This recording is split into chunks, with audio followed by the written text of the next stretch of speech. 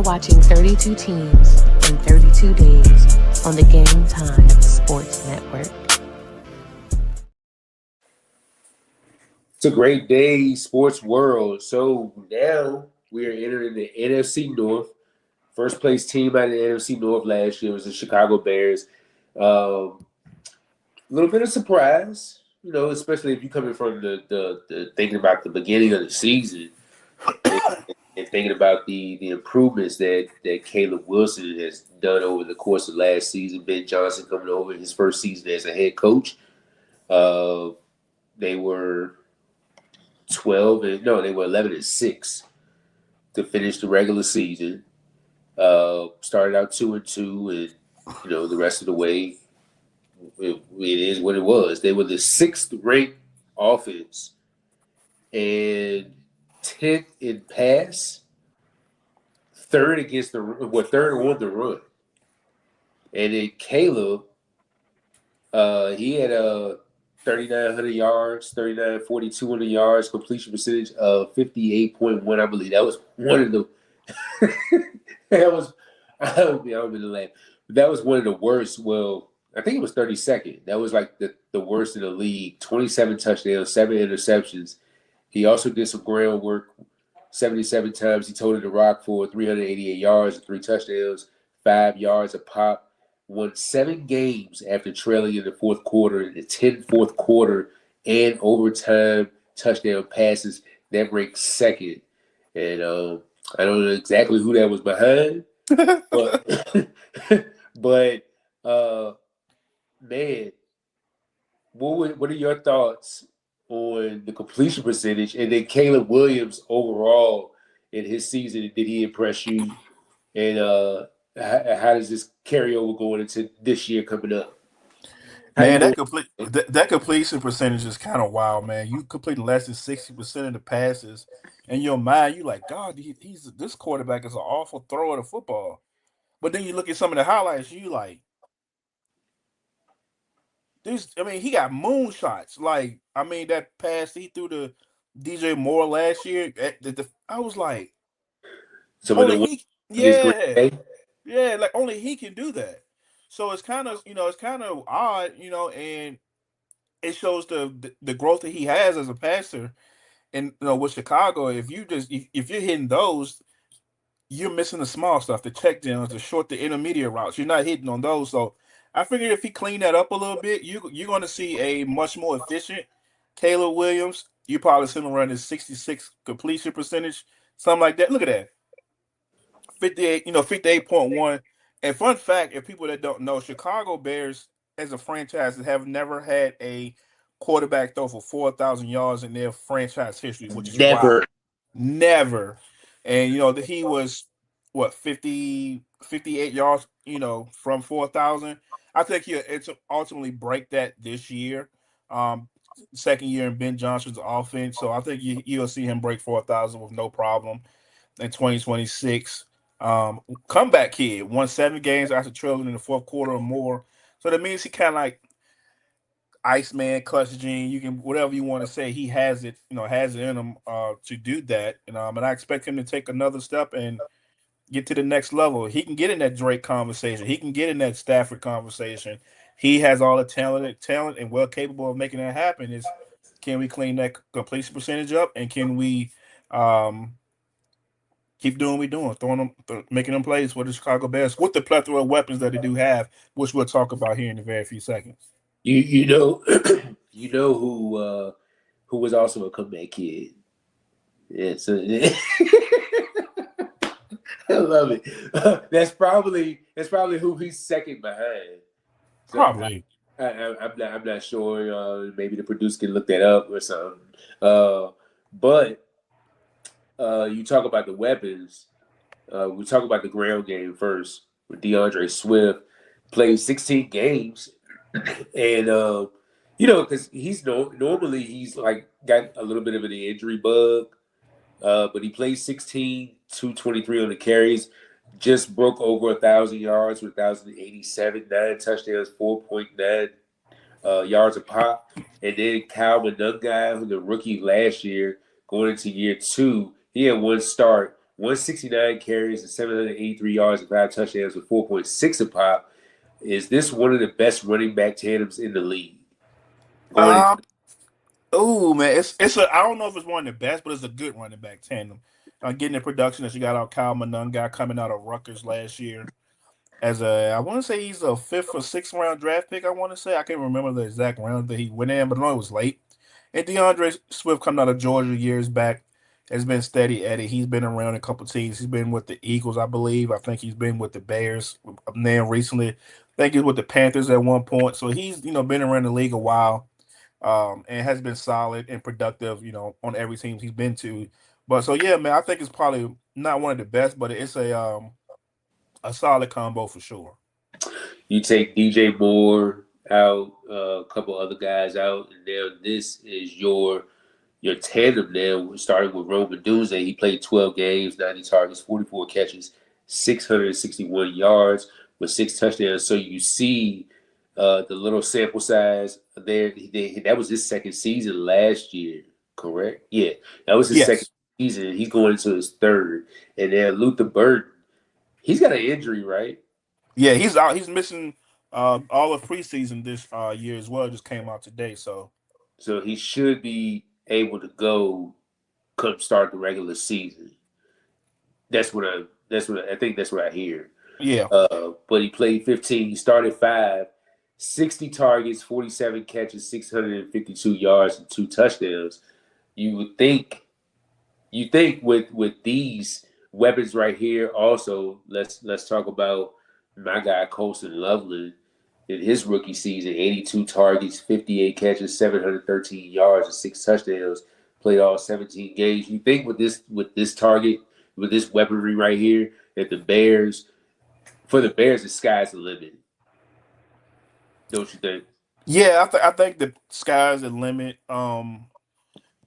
Especially with this receiving unit, and let's not forget about Cole Kmet as well, what he can do in the pass game and the run game, as far as being a decent blocker for them.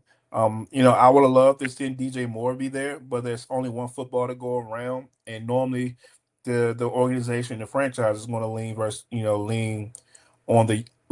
the young guys. That a wily veteran like DJ Moore. Obviously, he's in Buffalo now with Josh Allen, so we'll get to see him take more of a number one receiver role for that team. But that's why they drafted Roma Duze going back to the Chicago Bears, ninth overall in 2025, 2024. I think Yeah, 21, 24. one of those 24.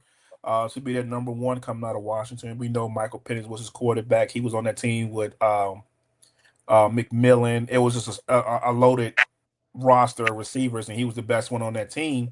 Went to the And that's national championship too, right? winning that championship, yes. And lost to Michigan, of course, go blue. But yeah, and they took him in the top 10. We didn't know if he was gonna get. I think it was him and Malik Neighbors was wide receiver 1, 2, and Malik Neighbors ended up being wide receiver 1 that year in that draft cycle. But yeah, man, he has all the talent in the world. He's gonna be relied upon heavily on Caleb Williams this year by Caleb Williams. So man, I'm anxious to see his growth between year 2 and year 3, and being the man out there in Chicago. Let's go into the key additions and key departures for the team. So Oh key Lord. addition, Garrett Bradbury, Khalif Raymond, who is a dark horse. He's a little bit of an X factor for what he's done over there in Detroit, in his time there. And Ben Johnson going to get his guy. So imagine what that offense is going to look like now with Caleb throwing that ball, cutting the interceptions down, maybe getting the completion percentage up. You also pick up Devin Bush, who I believe had over 100 tackles last season. Cam Lewis, Jack Sanborn, Neville Gallimore. You also pick up safety Kobe Bryant from Seattle. So, and then key departures, of course, we talked about DJ Moore, Tremaine Evans. They got rid of a lot. Look, if you look at most of their departures, look at the secondary. And Jaquan Brisker, who's been there for a minute. CD Deuce, who is in CD Buffalo. Deuce. CD Deuce, he's one of my favorite players too, man. but he's now in Buffalo. I believe he's dealing with an injury as well. Deshaun Wright took a 1 year going to the Jets. Zacchaeus eliminated Zacchaeus. Kevin Byard went to New England. So, what key departure do you think will hurt this team the most? As I always ask, and what key addition do you think should help this team the most? Man, once again, man, I think DJ Moore's presence is going to be felt. I think he's one. I don't, my departure. I'm going to see DJ Moore. And the addition, I like the addition of like you said, Kobe Bryant. I like Gary Bradbury, who's a veteran in this league. Um, and Khalif Raymond, as you mentioned before, he was with Ben Johnson in Detroit, and he's going to see the ball. He can be your third wide receiver. He's definitely key in special teams on punt return and kick returns. So he's going to make some plays. So I think Khalif Raymond and Kobe Bryant are my two additions that I enjoy. And departures, I'm just going to go with DJ Moore because I think that's a big piece of that offense that's gone out the door to Buffalo, and I think they'll be hurting a little bit, but they're going to rely on those second and third year players to step up to fill those shoes. I believe Kevin Byard led the league in interceptions with 7.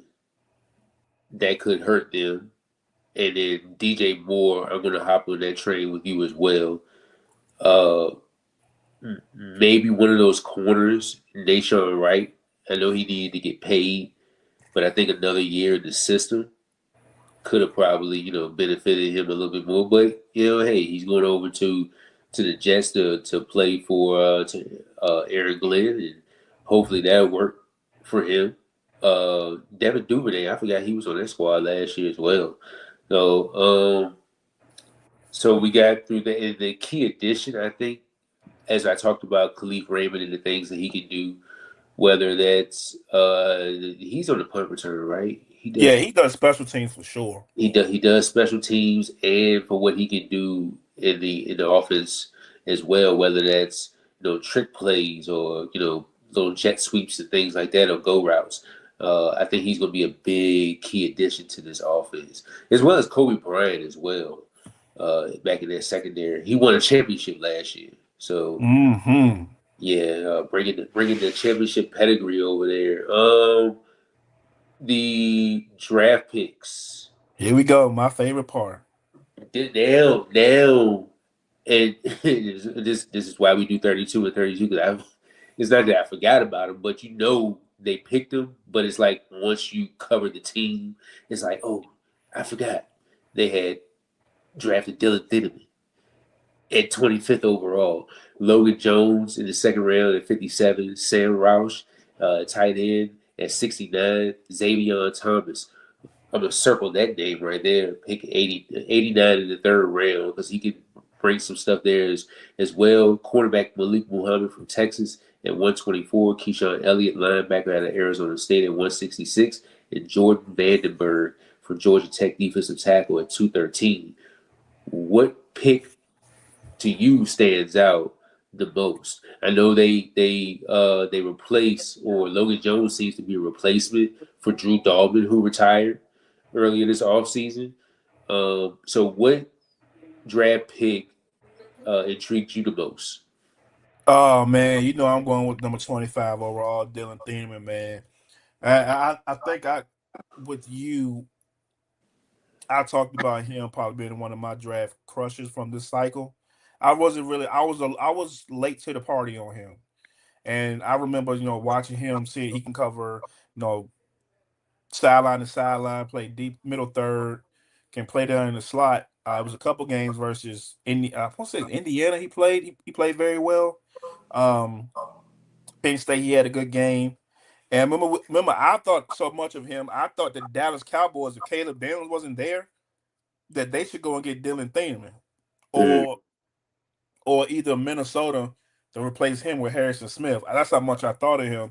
But obviously, he failed to the Chicago Bears. They had a much needed void at safety, and I think it makes a perfect sense for them. So he's my guy for this Chicago Bears team that I'm looking forward to. And if I had to pick one more, pick number 89, Xavier Thomas. Didn't hear too much buzz about him at LSU during the Mm. draft process. So for him to go third, in the third round, pick top 100 pick. that was kind of surprising. So maybe Ben Johnson can get something out of this young man that other people didn't see on tape. And Ben Johnson, he has his gadget guys. Maybe he can use him in different variety of ways, out the backfield, slot, whatever you name it. So those are the two names that I'm looking for and be paying attention to during preseason and coming the regular season to see how they perform. Was the Drew Dalman retirement a surprise to you? Absolutely. After they gave him the big money coming over from Atlanta, yeah, that was kind of shocking. So they kind of like pigeonholed them to take a center, where they took them. If they had found out about this or that retirement maybe a little earlier in the process, they could have maybe done something and prepared. I'm not saying that they didn't do their homework, but Logan Jones at 57 overall wouldn't have been like a needy pick, if that makes sense. Yeah, I think they did a good job of the recovery real quick. It's like, because I think when he announced his retirement, it was close to draft time. And then that's when second round, hey, let's go get this kid from Iowa. And if you look at the Bears' offensive line, Ozzie Trapilo. Trapilo, sack and a half allowed. He had 6 starts. Joe Tooney, let me put this up real quick. The Protector of the Year award. First time for that award, but no sacks allowed. Garrett Bradbury 2 sacks, and you bring in Logan Jones. Jonah Jackson had 3 sacks allowed. Darnell Wright, who got paid, big bag, 2 sacks. Jedrick Wills didn't play in 2025, and Braxton Jones 6 games, 4 starts. And then Caleb Williams went from taking 68 sacks to, what was it, 20? I want to say it was 20 something. If I'm trying to look it up real quick here. There, he took 24 sacks. So you go from 68 sacks to 24 sacks. Much improvement. Coaching matters. Ben Johnson coming in, changing the whole trajectory of this team, and lead them to new heights. Yeah, man. Coaching does matter for each individual, especially quarterbacks. We know what he did with Jared Goff while he was in Detroit, and he's trying to replicate that. And to have a quarterback like Caleb Williams, who went #1 overall to USC a few years ago, to be athletic that he is, there's just another notch, another level that he can take his game to. And like you said, from 60 some sacks to 20 some sacks, that's a testament to the offensive line and his scheme as well. And there's some decent players, like you said. Darnell Wright got paid a hefty bag, top 3 at his position, well worth it. Coming out of the University of Tennessee a few years back, and then you go get Jedrick Wills, that was a former first round pick. Didn't work out in Cleveland for what mattered, but we know something is there. And you get Bradbury and Jones out of Iowa. You're starting to build something there, and I think that offensive line unit will only continue to be better. One question I do have is Ozzie Trapilo out of Boston College. Is he a true left tackle? And if he continues to get better, he'll stay at that position. But if he do continue to struggle, or struggle picks up mightily, don't be surprised if not this year, but next year we see Darnell Wright flip to that left side since you got the money, because he's versatile to where he can play both, and that a problem that'll be solved going down a road that you don't have to worry about. You can just move Darnell from right to left and just focus on getting that right tackle spot squared away in the future if needed to be. Talk defense. Montez Sweat led the team with 10 sacks. That's like his second double-digit sack total in his career. Gavon Dexter came in second with 6. Austin Booker with 4.5. If you go to the linebacking spot now, not just the linebacking spot, but leader in tackles, Tremaine Edmonds, gone. Jaquan Brisker, gone. Kevin Byard, gone. Deshaun Wright, gone. Those in order of how the tackle totals were. So now, if you go to the linebacker room, TJ Edwards is still there, who played only a certain amount of games due to his injury. He came from Philly, right? Yeah. They actually won a championship there. Then Devin Bush, you pick him up. I mean, so you drafted Ruben Hippolyte last year, you got to hit on one of these guys. I mean, I'm looking at the linebacker room: Devin Bush, T.J. Edwards, DeMarco Jackson, Jack Sanborn. Like these are names that's just jumping out at me. But if I'm looking at Ruben Hippolyte from Maryland going into year two, it's got to be a big step up for him. Also, I don't know if you looked at the roster, but what other defensive player do you feel like can step up, assuming with all the talent that was gone? Probably Gervin Dexter. They're going to, ask him to play a bigger role. I Going don't into know year who, four. and they need another pass rusher. I think Austin Booker's the other pass rusher on the other side out of University of Kansas. He has some flashes. I don't think that's going to not. I don't think that's enough right now. Maybe they do something that we'll probably talk about here down the line, come trade deadline. I hinted at it yesterday or day before yesterday. But yeah, man, I think some help for Montez Ford. I mean Montez Ford. I'm thinking about WWE, but Montez Sweat. By the way, congratulations to Montez and Bianca. Hey, you got a new one in the world. Um, but yeah, Montez Sweat needs some help opposite of him, and until they get that, that's my biggest question mark for this team Maybe they on the defensive side of the ball. maybe they can get something out of Shamar Turner that they drafted last year or Mm-hmm. his second year as well. Jalen Johnson don't get talked about enough of being one of the best corners in the league. And then Tyreek Stevenson on the other side. Not the complete shutdown corner, but pretty solid. This defense, 33 takeaways. That was most of the league. Averaged it would get allowed 24.4 points per game. That was 23rd. Yards per game, 29th. Third downs, they were 22nd. The red zone, they were 15th. They gave up a 91.4 rate. That was 16th. The pass rush, just 35 sacks. That was tied for 22nd. Run defense, teams were running on them, just 5 yards a pop. That was 29th. Averaging 134.5 yards per game allowed. That was 27th. If I'm looking at this roster now, I don't see how they got better, so far. But is it a concern going into the season? Yeah, if you're giving them 5 yards a pop and you haven't made no major additions in the front seven, if anything, you had subtractions in the front seven. Yeah, it's a little bit of concern. But they'll figure that out. Maybe they have in house what they need. Maybe it's a guy they can get that get cut from another team, pick them up on waivers.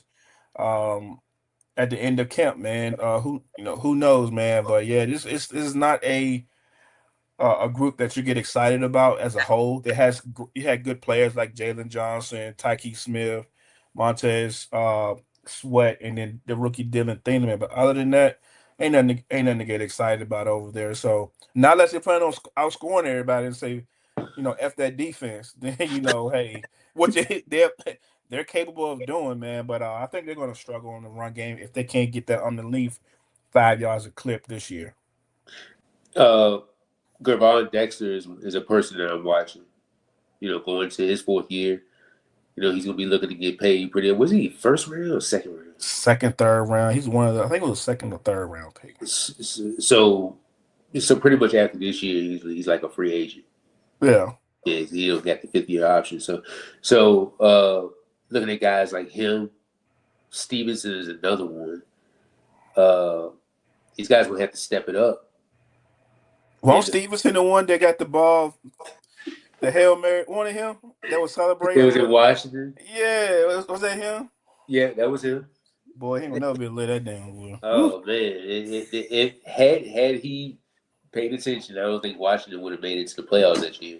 They went to the NFC Championship that year, right? Yep. Man. Yep.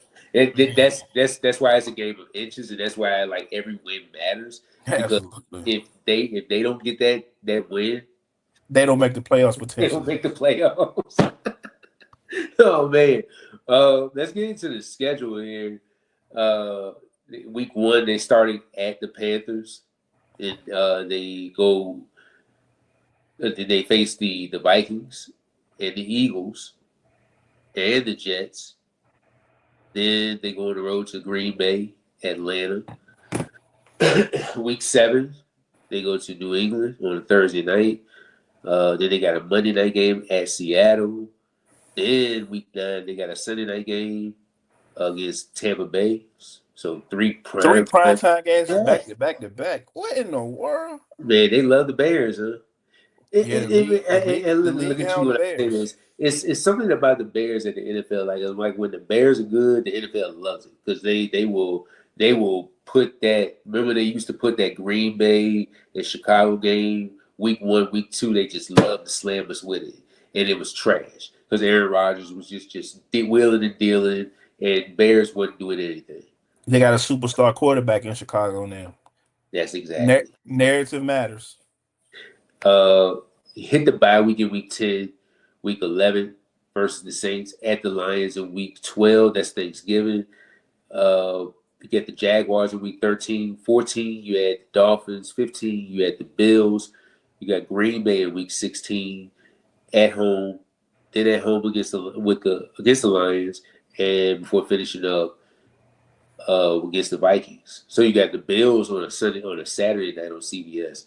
But how you look at the schedule here?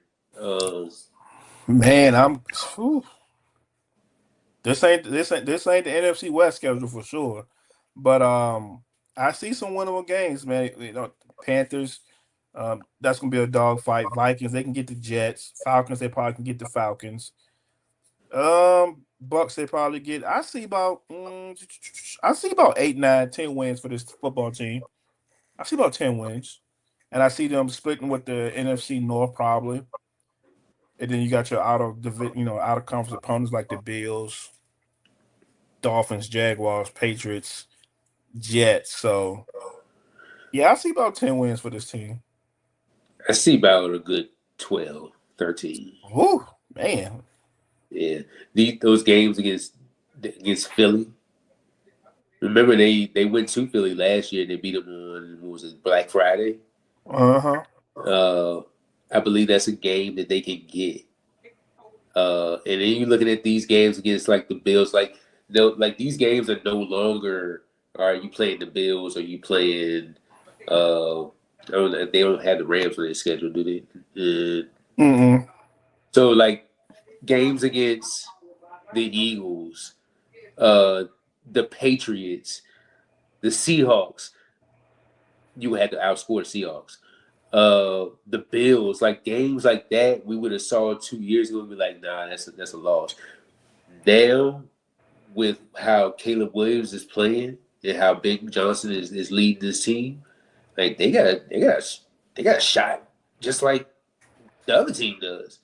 So I'm definitely giving them a chance. I think they'll win about I say between 11, 13 wins. If they win 14 games, I wouldn't be surprised.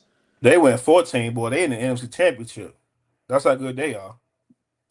Hey, they almost got there last year Almost.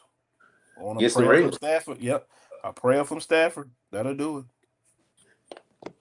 So what does Caleb have to do in order to get this team to the NFC Championship game? Just be more consistent. Don't be more consistent. Get that completion percentage up.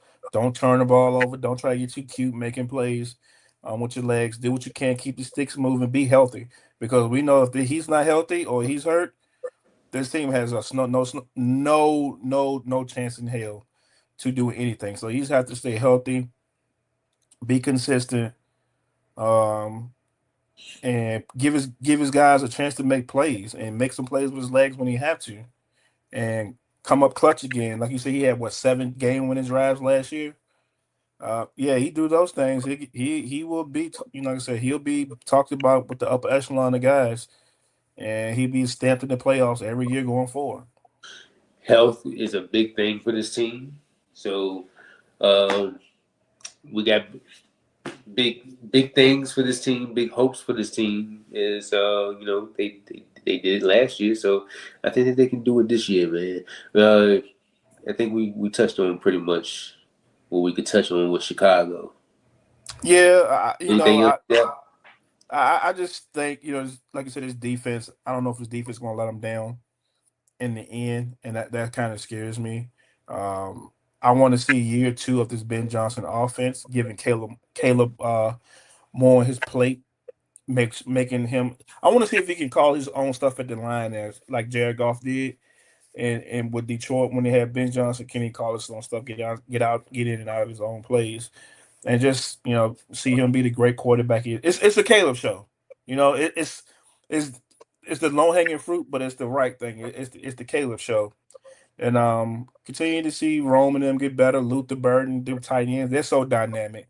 They have weapons galore. They got the youngest and most exciting core in the league, in my humble opinion. Um, Receivers. receivers, receivers, and tight end room, if you ask me. Roman Besides, Dunze, Luther Burton, Khalif Raymond, Xavier Thomas, Jade Walker, who I didn't mention. He had 2 touchdown passes last year. But other than that, a couple other guys that just gotta make the roster.